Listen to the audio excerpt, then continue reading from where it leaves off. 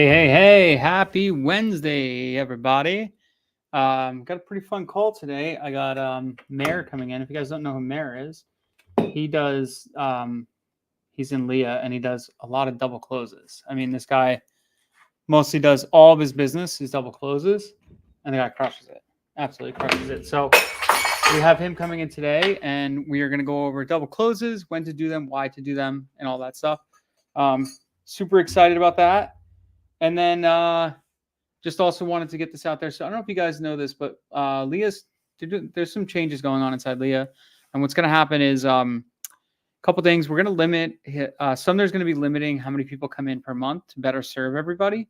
So what's going to happen now is every month from this month going forward, there's only going to be 15 people that are allowed to join Leah every single month. And with that, it allows Sumner to really focus in on everybody and really provide the most value. So this month starts that. So only 15 people are allowed to come in. And then after this month, starting January, prices for Leah will be going up. So if you're going to apply, now's the time to apply. landinvestorco.com/apply. Check that out. And then if you guys haven't yet, there is still Land Insights is still available. I think there's 1 or 2 spots remaining. But you have to get in here now. Let's see. Let's share my screen. So this right here is Land Insights. Go in here. By going into here, you're going to get 7-figure market selection free. It's I'll show you this. You just go here. You hit get started, and you can also go to the demo. It shows you why we use Land Insights and how what we're using it for. When you sign up, you will get this right here: 7-figure market selection. All these modules right here, you get to go through them and learn exactly how we're picking markets to basically build a 7-figure business. And yeah, it's totally worth it. Definitely sign up to be on the wait list if you're looking to get into this. So cool, guys. So I'm excited to be here. I'm gonna bring him up on stage now. Meir, brother, what's up, man? How are we doing? How you doing? Good, man. So what is this exactly? This is a mastermind? Is this a live? Is it other people here? Are people coming later? I don't know how this works. So it's a live. So basically it's on Sumner's YouTube and then it stays there on his YouTube after that. So we're just gonna shoot the shit, talk about double closes, why you like them, why you do them. And I'll give you some of my perspective on why, from what my end of it. I've been doing real estate for 14 years now, and I'm not doing as many double closes as you have. So it's just good to hear from your end of it. And yeah. So first of all, can you tell us a little bit about yourself and why you chose to do double closes versus anything else? Sure. My name is Meir. Let me see if my mic. Give me a second here. Mm-hmm. I think this is a little better, right? That's perfect. Yeah. Yeah. So because I got this mic over here. Okay. So my name is Meir Shemtov. Lotofland.com is my company. So why did I get into double closings? Because I ran on money. I mean, if I had unlimited money, I wouldn't do double closings. But well, what is a double close? Explain to people what a double close is and how you execute them and why. Sure. So there are 2 main things. There are 2 main values that we bring to sellers. Sellers, or one, I would say one main value. Sellers don't know the value of their property. They don't know how to monetize their property. They don't know how to sell it. They don't know what it's worth. They don't know how to deal with it. Mm-hmm. So we don't go to people who have properties right next to them, like their backyards or next door or whatever. We go to people who have properties far away from where they live. And these are people who either inherited it or are paying taxes or are sick of paying taxes for it. They just want to get rid of it. Mm-hmm. So what we do is we say, okay, your property's worth, let's say 100, right? So we'll pay them 80. We get it under contract, and then we market the property. We get drone footages. We get due diligence, we get descriptions, we get, whatever we need to get in order to market the property, and then we sell it. We sell it at a profit. We pay, if there's a realtor, we pay the realtor, we pay closing costs, we pay everything. By the time we're done, we usually want to have, anything around 30,000 or somewhere around there as profit. Mhm. The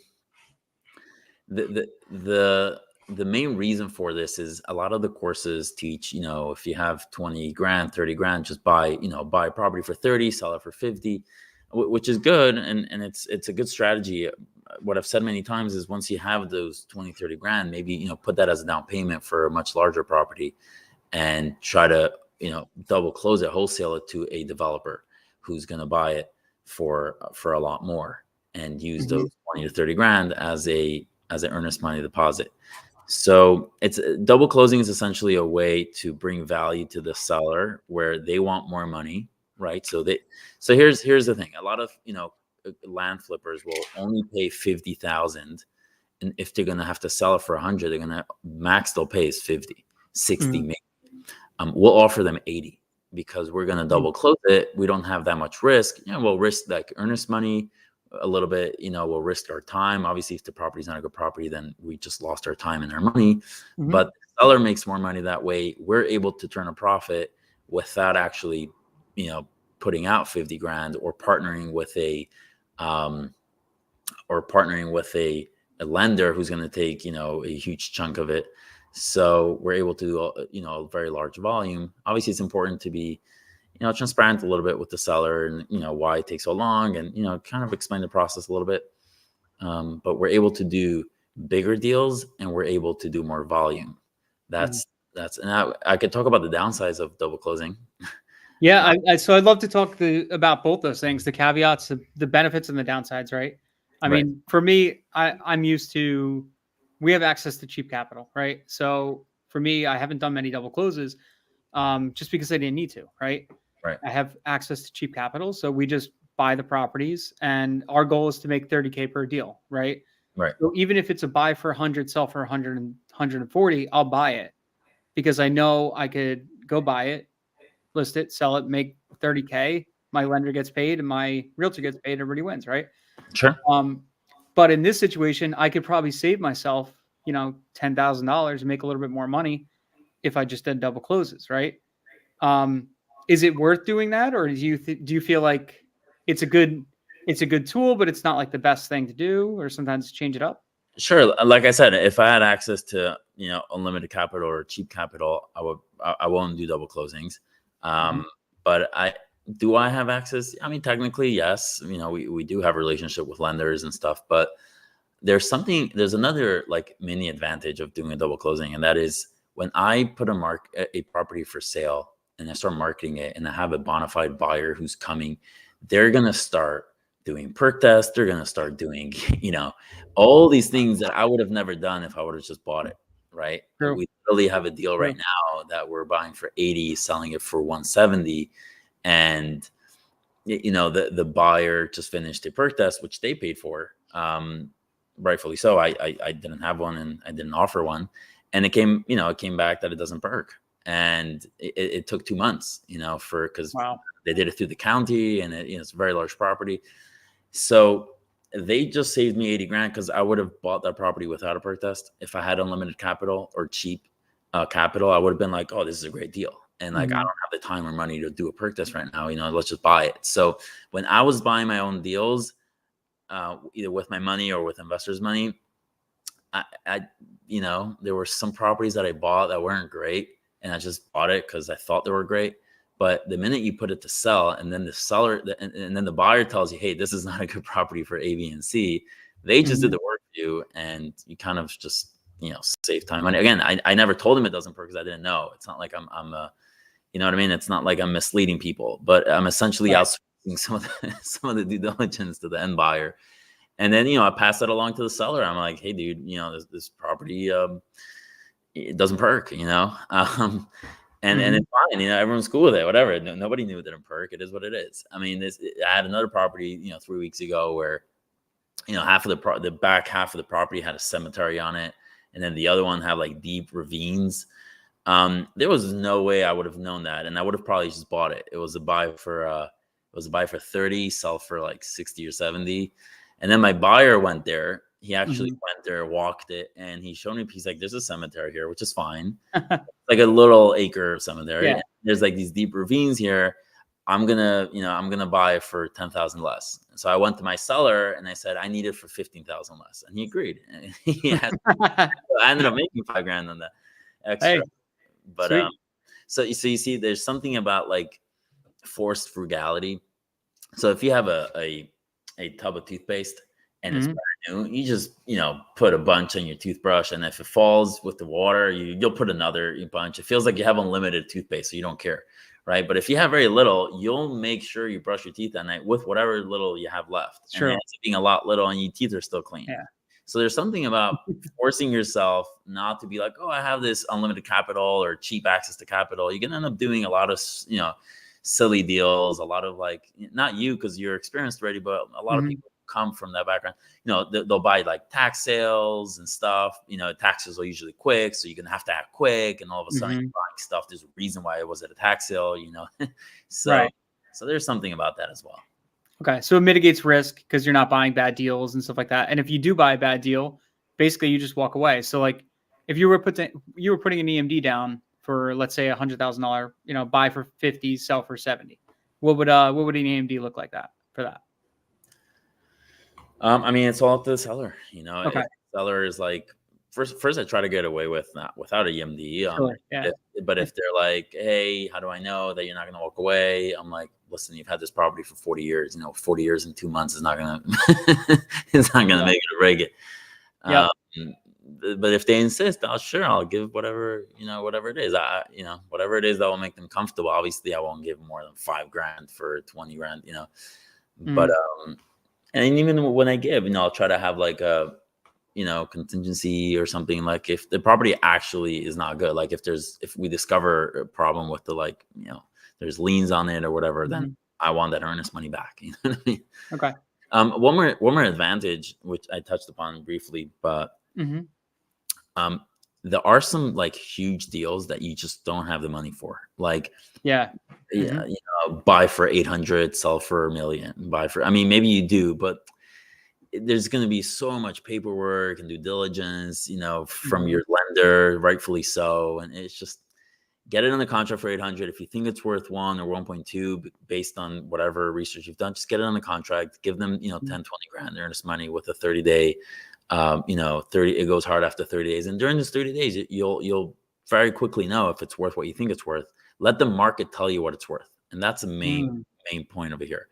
Let the market tell you what it's worth. And if the market tells you that it's worth a lot less than what you thought, then you have a problem. Then you'll have to go back to the seller and explain to the seller why you won't be able to pay him what you originally said, and because the market is just indicating otherwise. And again, it's a matter of weeks. It's not like you wasted their time. It's not like you wasted their money.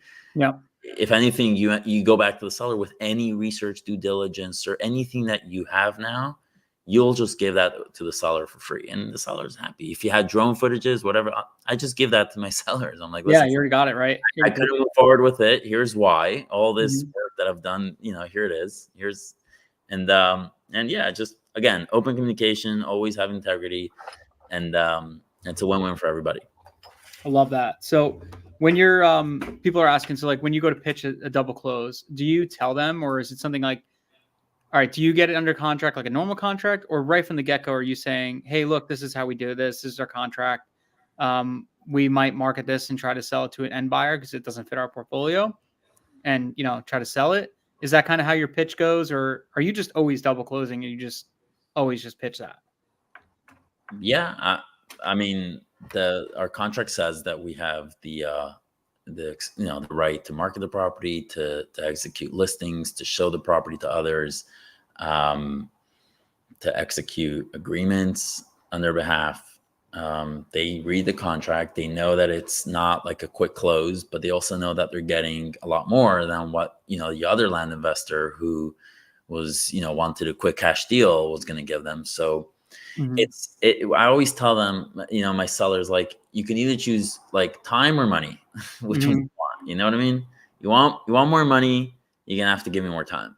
You know, give me 90 days, I'll give you more money. You want to close in 14 days, I'll need a discount. And I literally do that a lot. Like if they'll give me by the way, I don't only double close. Like I'll buy a lot of stuff that I think is really good, and the seller's a little flaky.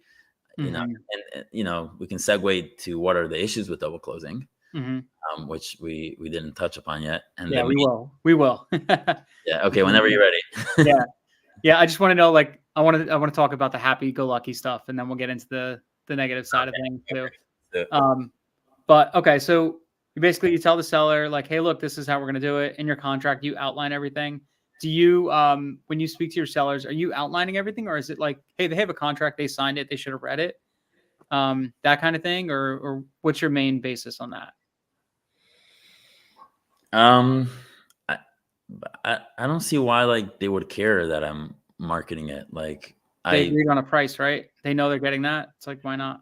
Whatever. I mean, you want 80 grand, I'm giving you 80 grand. You want earnest money, I'm giving you earnest money. Am I marketing it to other people? Sure, who cares? You know what I mean? Like sometimes they didn't read the contract and somebody tells them, hey, I saw your property online, or I saw that there was a for sale sign or whatever, and then they call me and I explained to them, yeah, this is what we do. We market your property. We try to find, and if we don't find anybody by the end of the period, then we have a conversation. We either buy it ourselves if we think it just needed more time, or we'll give them the reasons why it didn't sell. But I don't know if it's important to get into the whole specifics of like, it's like a pawn shop. It's kind of like. They're going to sell it for more, kind of thing. Go to eBay, sell it for more. I mean, you're coming to the pawn shop, right? How does the pawn shop make money? Yeah, I mean, they sell it to other people. Like whatever. Yeah, that's kind of that's my business. Okay. Now, awesome. Okay, so your contract, you just get them to sign. It's the same contract you're going to use for cash deal versus a double close. You're not changing it. Yeah, it's the same thing. Now, as far as your marketing channels, are you always listing with agents? Do you have a team that's just saying, hey, let's go put on every Facebook group. Let's get it on the MLS and flat fee, all that stuff, land.com, or what's your main listing or exit strategies? Yeah, we have an in-house dispo team. We don't use agents. We like to, know exactly what's going on with our listings, how many views, saves, calls, texts, we like to negotiate directly, not triangulate through agents. They can land with road access. There's no need for an agent to go show it.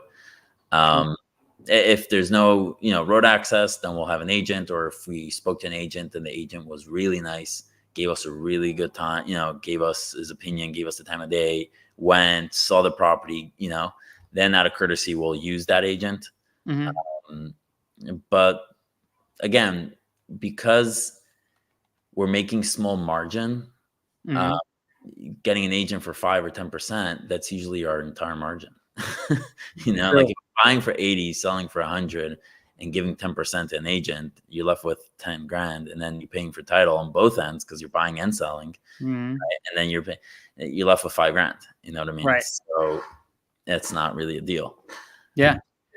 Okay. Are you using pass-through funding, or are you using transactional lenders, or a mix of both?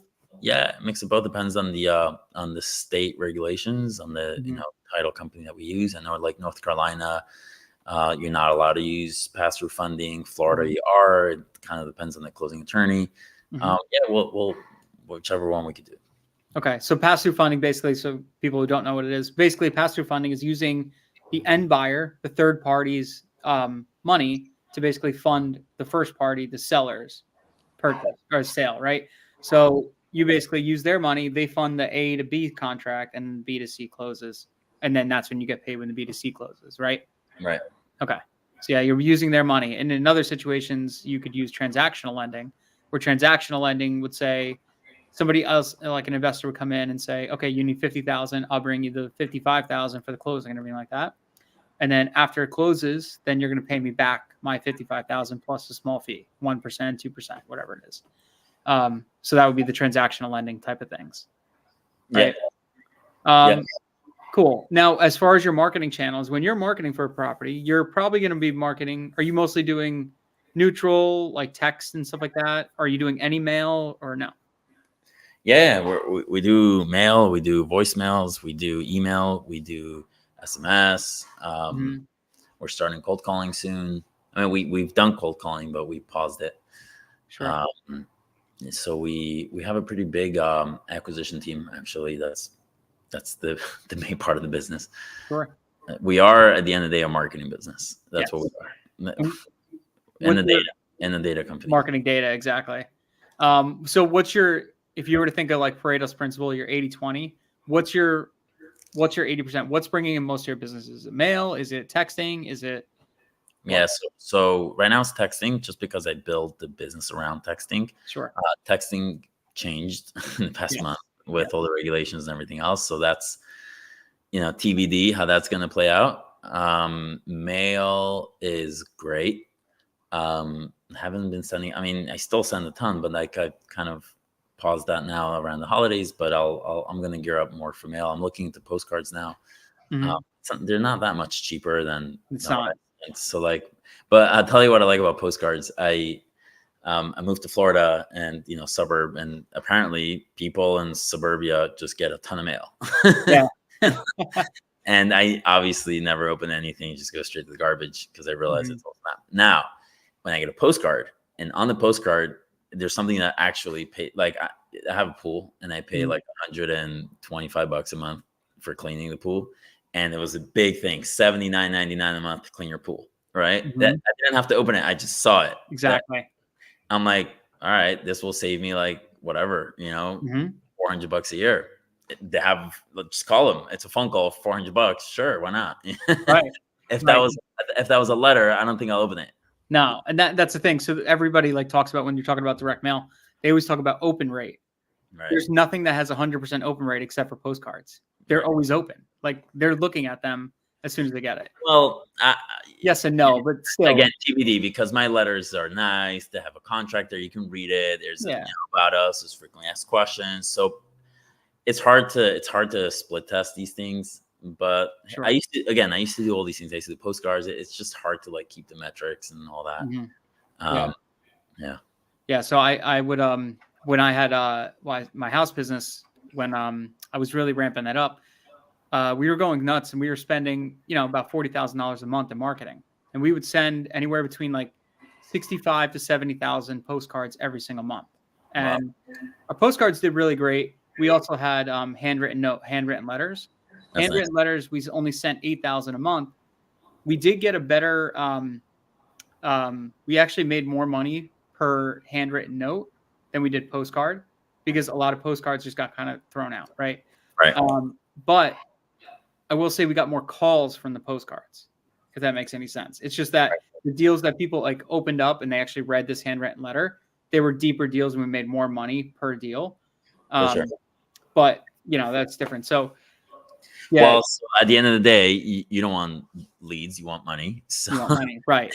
Yeah, so that's what I'm saying. It's you got to be focused. You want your bottom line, you want your revenue, your net profit at the end of the year to be as high as possible. sure. Focus on that. So like blind offers for me, Hmm. great.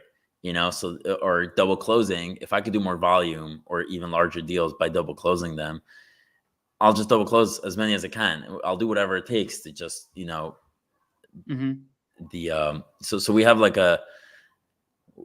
a triple bottom line, right? So there's obviously how Yeah, much money we make. There's how happy we are as a team, and me personally also. Like if somebody's giving me huge headaches, I don't care about the bottom line. yeah, And then the third one, and probably the main one, is how much charity we give, right? So sure. the reason I started this business was obviously to make money, have a nice life, and support my family. But then there's so much that I've wanted for my whole life, to so much change I want to see in the world, so many Hmm.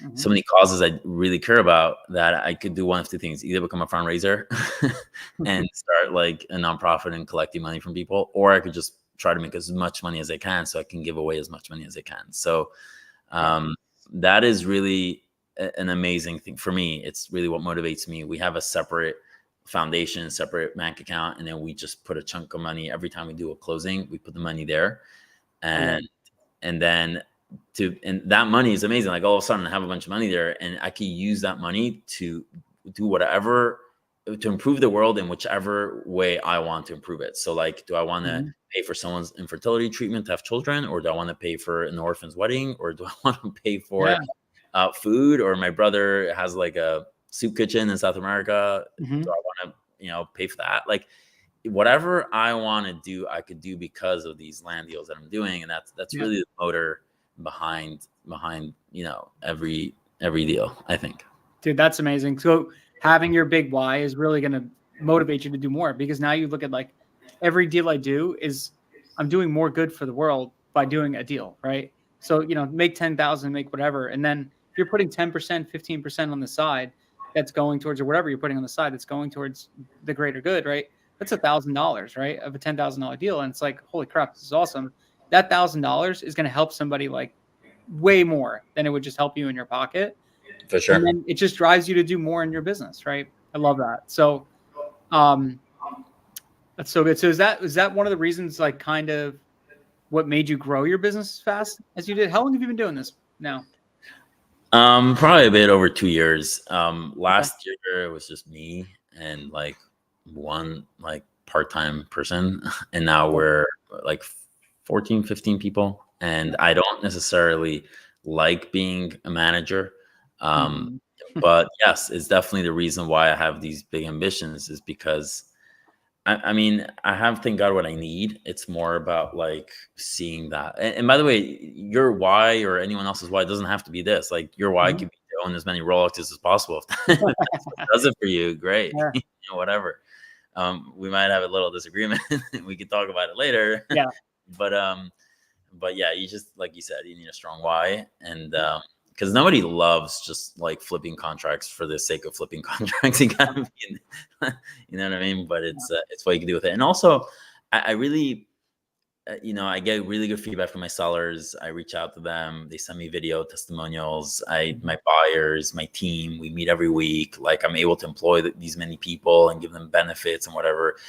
It's good. It's just, good vibes. I do JV deals with other Mhm. investors, and I teach other people how to do double closes. And I know some people even in this group who've made like a ton of money working with me, and it's a great feeling. It's like, Yeah. whenever I send them a wire, it's like, hey, 20 grand, just wire, boom. It's like, wow. Yeah. And that's kind of why I kind of, talked to you originally, just to see, because like we do want to add double closing into our business, and we haven't really done it. And for land. So I'm like, I do want to add it. It's just I'm looking at the deals and I'm like, well, I can still buy this for this and sell for this. So I haven't really done them yet.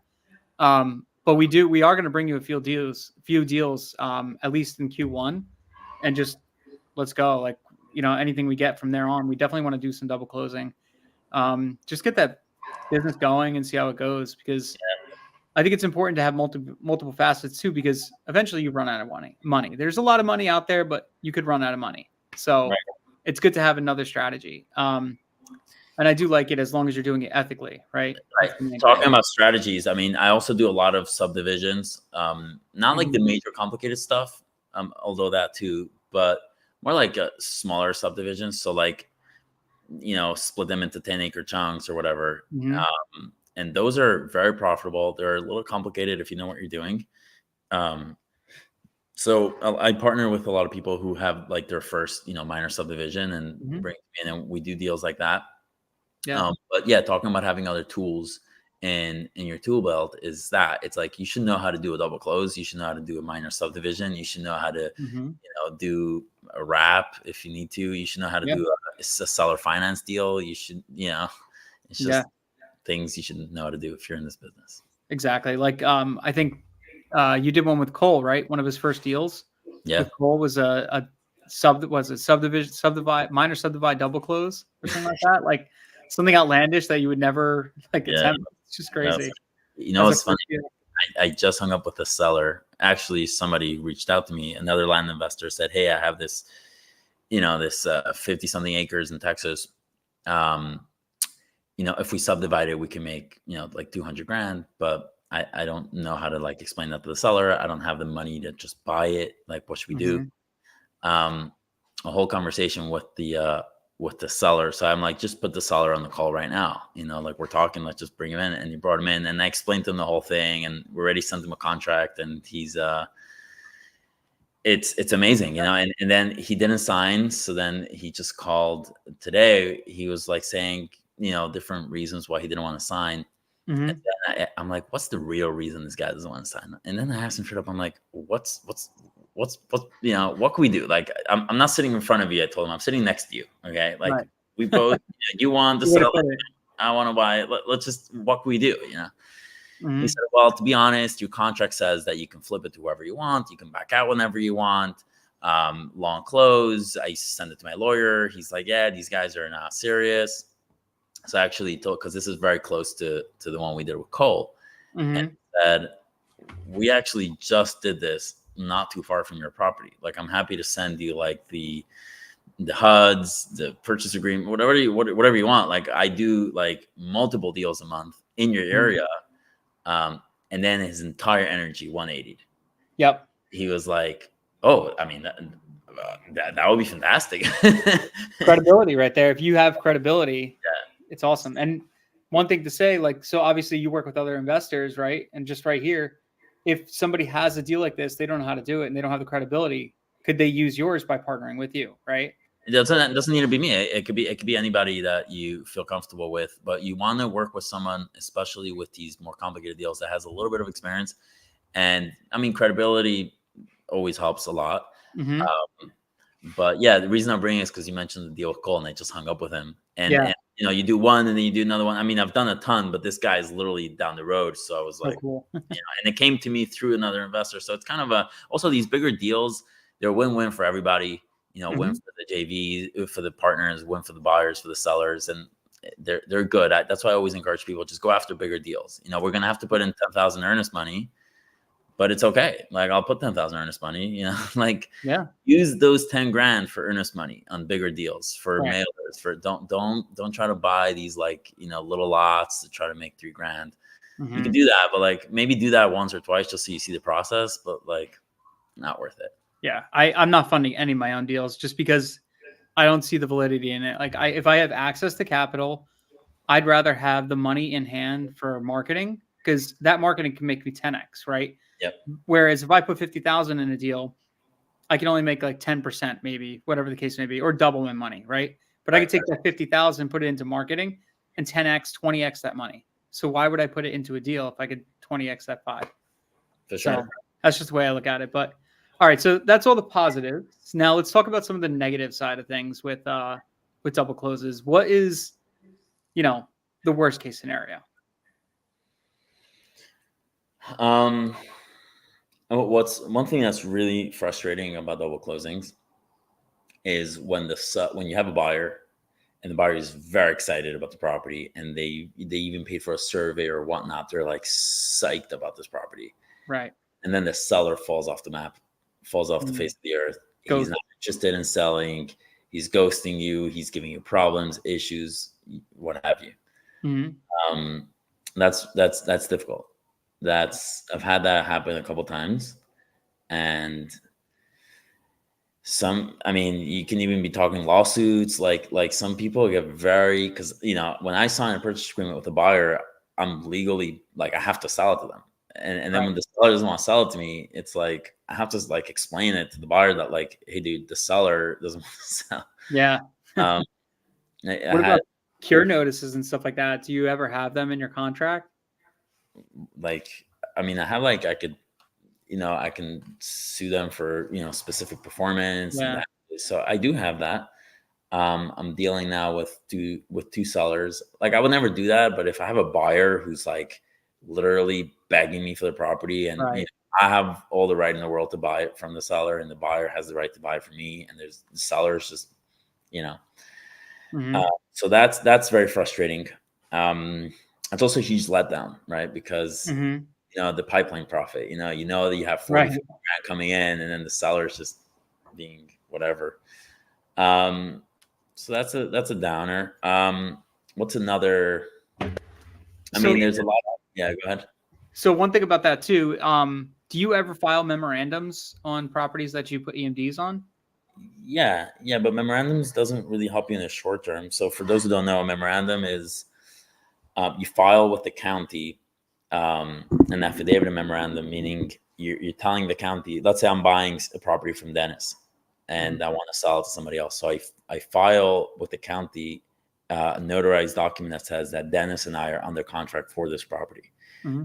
And when I buy it, I release that memorandum and I send in the deed saying that we officially closed and here's the deed. Now, if I never release that, any time Dennis is going to want to sell this property to anybody else, the title company who's going to do a search, they're going to see a memorandum saying that he's under contract with me. So eventually, Dennis is just going to give me a call and be like, "Hey, Mayor, can you just get rid of this memorandum?" And I'm going to be like, "Hey, Dennis, why did you back out of the deal?" Yeah. And I'm going to give him a hard time because he's giving me a hard time. So, I mean, it helps. It helps with two things. You can either like threaten kind of the seller, be like, "Hey, we have a purchase agreement in place. I filed a memorandum with the county. You can't just back out." Mm-hmm. I don't like threatening people. Like at the end of the day, if somebody wants to back, now here's the thing: if somebody wants to back out for a legitimate reason, I always let them. Like somebody said, "Hey, listen, my grandson really wants to buy it from me, and I'd much rather give it to him." And this is after we went under contract. For sure. I mean, it's your property, it's your grandson. I'm not here to steal things from you. But if they ghost me or they're like just not nice and they're screaming or they want to change price on me, then I'll do that. But then you just have to one of two things: either wait until they realize what just happened, or you have to kind of let them know and say, "Hey, you're not going to be able to sell this to anyone else until you get a release from me. So let's just deal with this right now." Okay. Yeah, it's not pretty. Doesn't happen often, but when it does, it's very annoying. Yeah. I've had a couple memorandums I had to call to on some houses that we were buying, and I had one seller that we had a memorandum, and I had given him a $5,000 outside of escrow, but I recorded it. I told him I'm going to give him 5,000, but I'm going to record it against the property. And the reason why is he was buying a property in the Philippines and he needed money, but we weren't closing. We were whatever. So I filed a memorandum, did all this stuff. Then he decided to ghost me and take the $5,000. And then I get a call about 3 months later and he's selling it. And I'm talking to him and I'm like, not for nothing, but we had an agreement. You were supposed to sell to me. I gave you $5,000 out of escrow to then go ahead and go buy your grocery store in the Philippines. And then you left. And I don't have my money, nor do I have the property. So where are we sitting right now? Now, he had a contract to sell for the exact same price that we were under contract for. So he's like, I just want to sell it and this and that. I'm like, it's fine. I don't really care about the property. So you're going to have to cut me a check for the $5,000. So I released the memorandum. I agreed to it. And then at title, they never cut me the check for $5,000. So I lost all 5,000 and he won't answer my phone again. So it sucks, but it happens. But speaking about EMDs and stuff like that. So the process for an EMD, are you submitting it to a title company and the title company then goes ahead and holds it in escrow, or are you releasing it directly to the seller? Most times through title. Okay. If the seller is like annoying, I'll just send it to them. Okay. It depends on the value too. If it's like $500, like exactly, it's a couple $100, then I'll just send it. And if it's a couple thousand, then I won't do that unless it's like a huge deal where I'm making a ton of money and I want the seller to feel good about himself, So sure. Okay, so you get a property. So the process is you get a property, you do your quick due diligence, find out make sure they're on title, find out what you could sell it for, right? And then get your drone photography done. And then if it looks good, then go to title. Is that your typical process or? No, I go to title straight away. Oh, so you don't even wait for drone pictures or anything. You just go right to title. Just go straight to title. And then, because, title will tell me like, hey, there's an issue here. And then might as well know that sooner than later. Yeah. And, before I get a upset buyer who I'm going to have to back out from. Yeah. So who pays for title if it comes in bad? You just eat that cost? Part of doing business. Yeah. I mean, sellers are not going to pay for title. Yeah. Okay. Cool. All right. So other negative side, do you have a lot of people that try to back out of contracts because of double closing, like after they read the contract, after they've already signed? Does that happen a lot? So it'll be. They say that during World War II, they were looking at all the fighter planes that came back, Mm-hmm. and wherever they had bullets, they would reinforce it because Yeah. those places. But what they didn't realize is that the planes that never came back, Yeah. Those are the ones you want to look at. those are the ones you want to look at. So They made it back. the Yeah. people who never answer me, those are the people who I want to know why they never answer me. You know what I Mm. mean? Like, it's hard for me to answer that question. Like, do people back out because of my contract? I don't know. I wish they told me. I do know that not everybody who I send a purchase agreement signs. Yeah. So it's very possible. It's very possible that we lose deals because of it. It's also harder to negotiate with people, explain to them that they're only going to see their money 90 days. Like I said, if I had unlimited money, I would probably be like 14 days, let's go, just buy it. Mm-hmm. But Why not? yeah, Yeah. people do. Yeah, people hesitate for that. Mm-hmm. Now, on volume side of things, are you looking to like how many? If you don't mind me asking, how many deals do you think you're doing a month right now? Well, this is, I don't know, 5, 6, depends on the month. I Mm-hmm. mean, some weeks we do like 2 weeks, some weeks we don't do it. Like, it's, I think, an average, something like that. Nice. And compared to last year when it was just you and a VA, how many were you doing last year a month?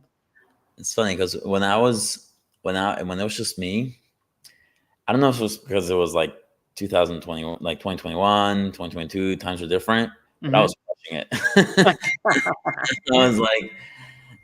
I was like just doing, I don't know.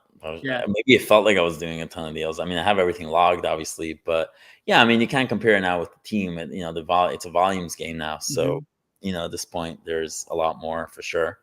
Okay. Yeah, and it's probably more streamlined. Like I'm sure first year you were doing it, it was like hectic all over the place. Yeah. But I still like talking to buyers, talking to sellers. It's funny. Like, I had this, like, the seller I just spoke with today, right before this call, or like I had a buyer. So I monitor like all the, because we do in-house dispo. So I like that because I'm able to see in real time the negotiations are happening with them, like my dispo agents and the buyers. And if at any point I want to take over, I'll just take over. You just listen to the calls live and then just hop in? I don't listen to them, but I see the text. So like, okay.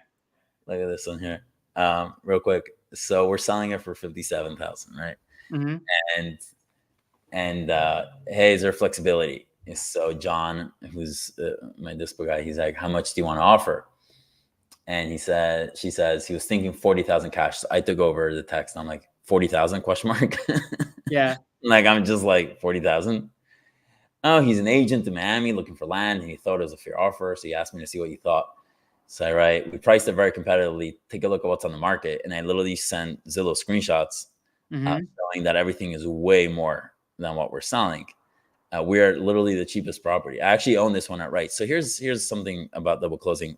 When you feel that a seller is kind of like whatever, just buy it. If it's a good deal, just buy it. Find the money, buy it yourself, just buy it. Like, if it's a good deal, you're going to make money on it. Don't risk it just because you don't want to. This was like buy for 25 and I'm selling it for like 57. You know what I mean? That's like 32 grand. Just buy it, Anyway, she sends me back like a screenshot of another property for 52,000, which is same size, but it's a crappy property. It's got antennas everywhere. It's got right access on that one. There's a bunch of utility lines, and it's not $40,000. Oh man! So anyway, just prove their own point. like 40 grand, like, you're crazy.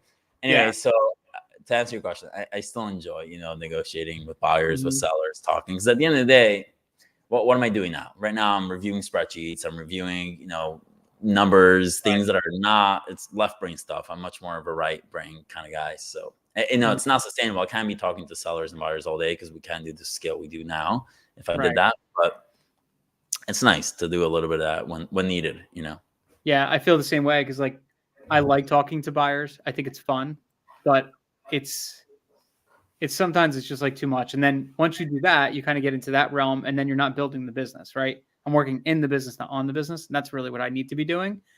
But I totally agree with you. It's so fun to like kind of riff back and forth.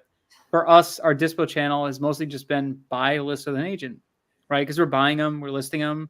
I hand it off to them. I don't have to worry about it. It just, I get the offers coming in. It's good, but we are bringing on a dispo manager right now, and more of like a trial basis in a way, but like basically like, hey, before we even close on these deals, like let's see if we get a buyer, almost like do a double close, or if we have to buy it, we still will. But come in like, hey, try to market it, do the best you can, do whatever you can. If you do, then we'll pay you, 5% or whatever on it, just to see what happens, because he's looking to learn the business and all that stuff. So where's he going to market it? Like land.com, Facebook, whatever? yeah, he's going to try Facebook and everything like that. I think what we're going to do, and this is something like, we're still going to bring you deals and kind of like have him, see how you do everything and whatever. But I think at the end of the day, he's going to start his own business. I don't think he's going to stay with us that long. It's probably like 6 months. But eventually we do want to work and do our own deals in-house. I just like the simplicity of listing with agents. But yesterday me and Rob had a deal bought for 76. We listed for 165. Didn't sell. Comps supported it, but it didn't sell. And then we dropped the price to 150. Our agent comes back and he's like, hey, I got an offer for 100K. I said, no friggin' way. So I said, counter at 145. Well, surely enough, the guy came up to 120. Now in my head, I'm like, I just want to get on the phone with this guy and talk to him and just tell him, like, go back and forth real quick. Hey, want this, 140. Okay. 130, whatever. Just get it out of the water. So now we're dealing with like a third party dealing with a third party. And it's just that negotiating sucks. Right. I'm like, whatever. Yeah. So we ended up settling. I think we accepted 120 cash, closing like ASAP, all this stuff, whatever. I think we're gonna net after lenders, after realtors, after everybody, like 25,000, and we've owned the property for 45 days. So it's a win to me. I'll still take it, but the better win would have been like me negotiating and trying to get like 60,000 profit. But yeah, so Anthony Reese is asking, can you tell like where is it more difficult and where is it more easy to do double closes? So he's running into problems in Montana, and I could see Montana being an issue, but yeah, I mean, I know Oklahoma, you're not allowed to do this, and I did not know this before I did a huge campaign, which ended up actually working well for me. okay. Because I didn't like Oklahoma. We had nothing but trouble and no lead. Like we had a lot of leads, and every deal was a trouble deal. So I'm not doing Oklahoma again. No, so again, I had no clue that I couldn't double close there. But I got an insane deal, and I brought in a money partner who was also doing the dispo, and I said, let's go. So I just closed last week on it. It was great. So I don't know. I guess you can Google. I guess there are some states that ban it. Yeah. Any other questions? Yeah. So like, I guess the states you like are North Carolina's pretty easy. Florida's pretty easy. Oh, I see. He's asking about POAs. Yeah. There are some states that require Yes. a power of attorney or an attorney in fact document from the seller. Is not as scary as you think it is. Mm-hmm. Call the seller and say, hey, I need this piece of paper. It's in the contract you signed already, but this state, for whatever reason, needs it to be a separate document. I'm going to send it over to you, one pager. If you can sign that, it'll allow me to visit the property, show the property, market the property, whatever. Most people say yes. And so that's a phone call that I have usually. I mean, now actually I have my VAs do that. But initially I had it because I know it's like a little like sensitive to some people, like, oh my God, a power of attorney. I had one guy back out as a result, and this was in Tennessee, because in Tennessee you need it. North Carolina, you don't need it. Okay. Florida for sure not. Texas, no. Trying to think all the states that we've I'm pretty sure Alabama needs it. Arkansas needs it, right? I've done a deal in Arkansas. I don't remember. Maybe it's a new thing, but again, not that scary. Okay. If they don't want to sign an AIF or POA, then you have bigger problems. You're dealing with a seller who's not cool with what you're doing, and if they're not cool with what you're doing, don't do it. Yeah, and that's just open for conversation. Then you could just say, well, look, I was able to offer you this because we were going to do a double close, but or because we were doing this, but if I can't do that, I could give you cash and it's going to be this much. And then I'm sure they'll turn your way once they're like, wait, you can only give me like half that amount. Right. Okay, that's pretty interesting. So any tips? How can people reach out to you? All that stuff. How do people reach out to me? Mayor at lotofland.com. Cool. I'm old school like that. I don't have any social media or courses or anything like that. You just send me an email if you have a nice deal that you want help with, or if you have any questions, or if you have a subdivision that you want me to take a look at. I'm always here. Or if you just want to chat. I mean, I don't have that much time, but Yeah. I'm always here. Somebody's asking a few more questions here. Should we Sure. address them? Let's see. Is transactional lending considered a double close, or is only pass-through funding a double close? No. So double close is when you're closing both during the same day, A to B, B to C. I want to talk about assignments real quick. Sure. So to answer your question, Angelina, doesn't matter if it's you using the funds from the end buyer or you're using a transactional fund. It's still a double close. It means you're closing both of them the same day. Now, assignments. What is the difference between an assignment and a double close? I know nobody asked this, but it will be very helpful. So an assignment is you're assigning the contract to the end buyer, which means there's only going to be one closing between your seller and the end buyer, and then you just get a check when it closes. The benefit of that is that you don't have to do two closings. You don't have to pay twice for closings. You don't have to notarize things. You don't have to do anything. You literally just send an assignment and they're buying it. They're dealing with each other. You don't have to get money for it. You don't have to do anything. The downside with that is that the buyer and the seller will find out how much money you're making, because it's going to be on the HUD. It's going to be okay. The problem with that is that if you're making a lot of money, then you don't want them to know, because they're going to be upset for whatever reason. That's how it works. They're going to be jealous. They're going to be upset. They're going to think you're getting a bad deal. So I do that sometimes. I do it if, let's say, I'm buying it for 140 and I'm selling it for 160, and they don't accept, let's say, pass-through funding. I'll just do it, because it's 20 grand out of 160 is not a big deal. It's essentially 20%. Okay, so I'm making 20%. That's what I do. I'm a wholesaler. You know what I mean? Right.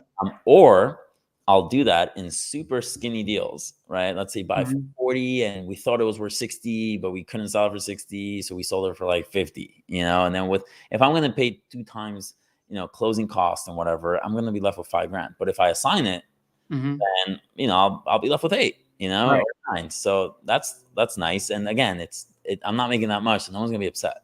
Yeah. You just need to make sure everyone's on the same page. So do you ever do blind HUDs? So what's a blind HUD is essentially when you are assigning, but the buyers and the sellers don't really see each other's, I mean, if the title allows for it, definitely. That's usually one question I always ask a title company when I start working with them is, do you allow blind HUDs? And if they say yes, then I know wholesaling with them would be a great idea. If they say no, then I know it's a double close, or find a different title company.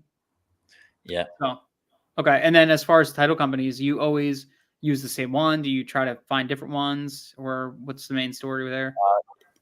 So I put together a spreadsheet once with Jesse Marchand, of all the investor-friendly title companies out there.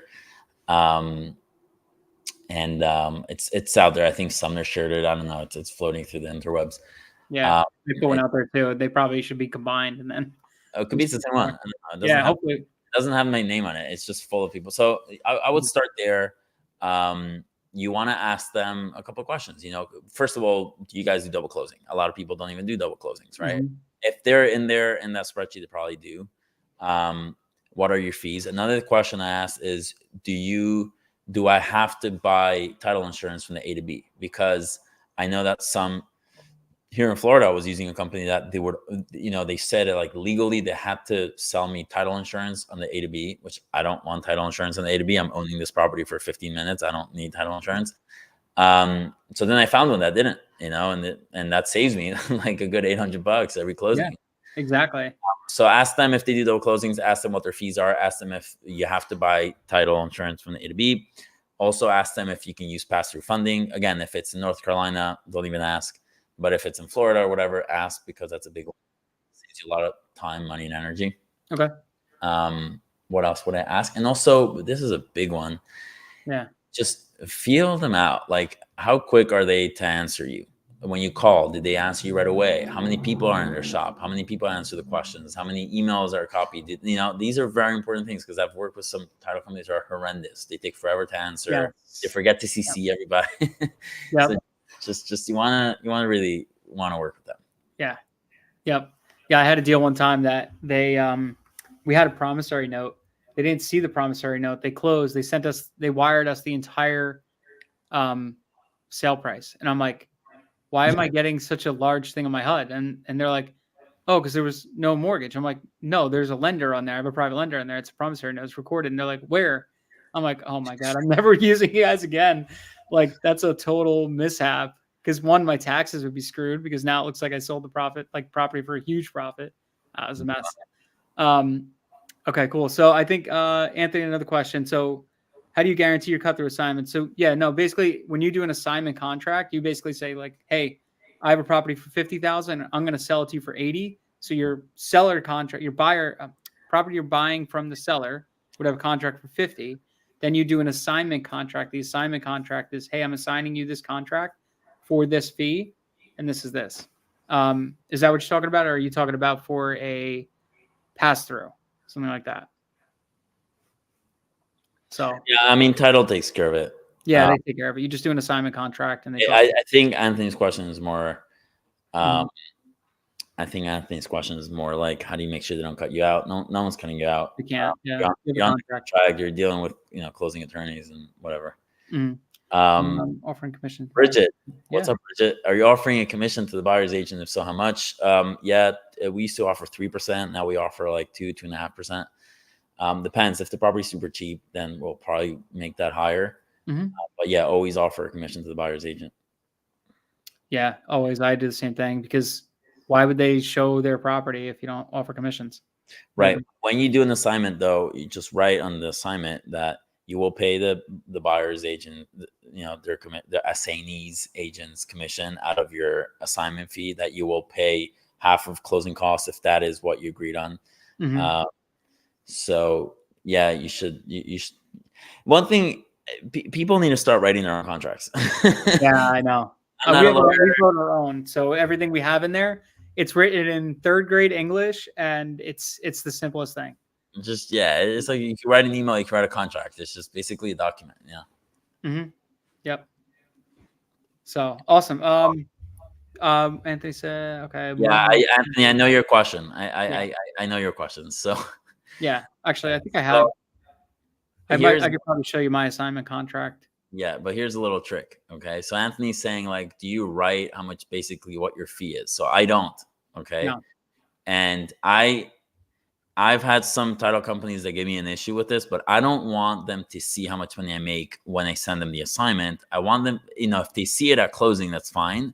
But I don't want, like, if I'm making 20 grand, say I'm selling you the contract from $20,000. People who are not in the real estate business, they think that's a ripoff. They don't realize that, no, this is normal. This is what we do. We buy and sell.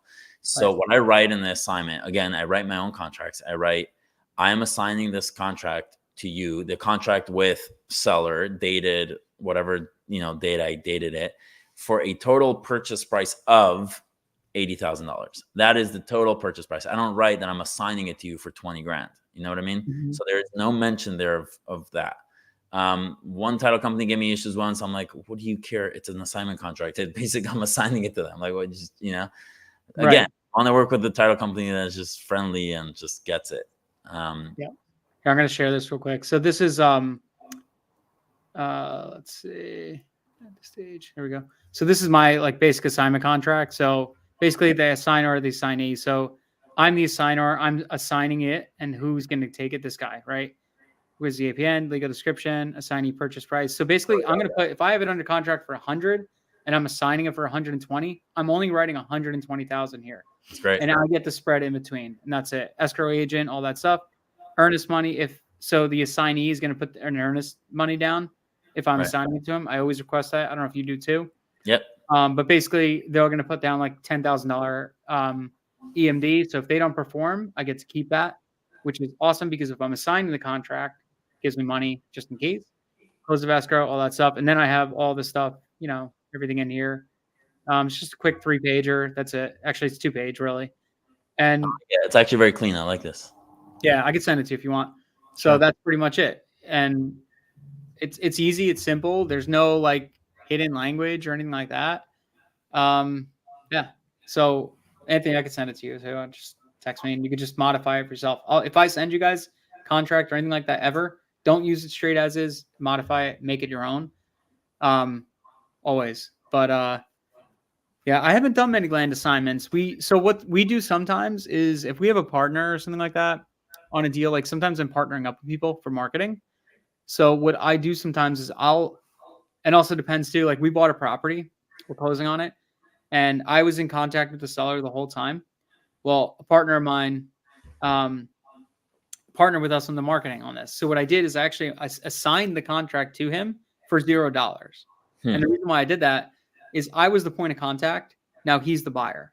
So the seller lives across the street from the property we're buying and then reselling. So I'm assigning it to him so that the seller never had a point of contact with him and he can't call him and be like, hey, what the hell are you doing? Why are you selling the property? But if she says anything to me, it'd be like, oh, it didn't fit our buyer box. So we decided, it didn't fit our portfolio. So we decided to assign it to a partner of mine, whatever they decided. I didn't know what they were going to do. So it kind of takes liability off me, right? By doing that. Right. On the topic, you wanna on your purchase agreements, you wanna write, under your buyer name, you write, lot of land and or assignees. Yes. So if you ever need to assign it, which I rarely assign it. Like I only assign things when it's like I said, if I need to. But yeah, I usually put that or I put my LLC or entity to be named. So because sometimes we'll intertransfer. So right. Yeah, I do that also. Yeah, so if I want to close it under a different company, I could close it under there. Right. So yeah, then usually it's no problem. Awesome, man, dude. I'd love to have you back. I do this every single Wednesday at 2:30. It was awesome. Like, thank you for coming out, hanging out with us, and like asking and answering questions. For sure, I love the Leo community. It's it's a great community. It's my happy place. And talking about land, I could talk about land forever. So it's crazy. What'd you do before land? I was in the startup world. I did a lot of different tech stuff and product, and I had a co-living business, so it was also real estate, but nowhere near as fun as this. So.